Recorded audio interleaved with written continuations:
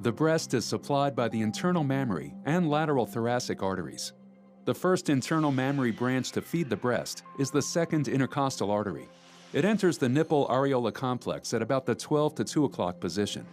This vessel travels superficial, 1 centimeter deep from the skin surface, supplying the nipple areola complex.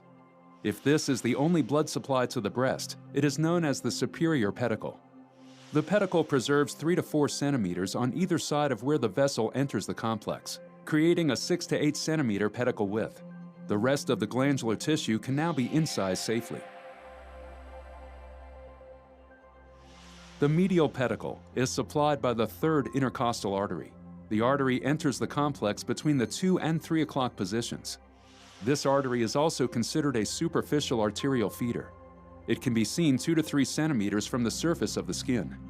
The pedicle created is 3 to 4 centimeters on either side of where the third artery enters the complex. Medially, the pedicle starts at the mid-level of the medial pillar to be created, and laterally to the 1 o'clock position. The base is from the 1 to 4 o'clock position. The rest of the glandular tissue can now be safely incised.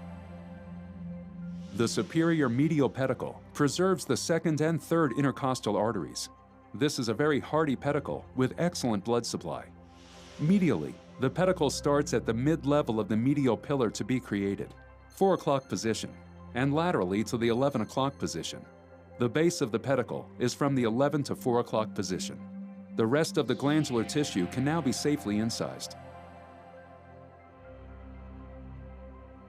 The inferior pedicle. The only artery that enters the breast from its deep surface is the fourth intercostal artery. This artery will provide blood supply to both the inferior pedicle and central pedicle.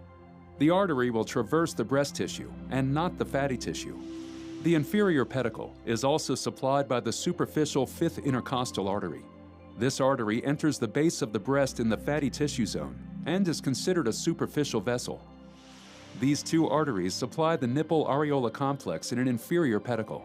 The pedicle base is 7 to 8 centimeters, centered on the breast meridian.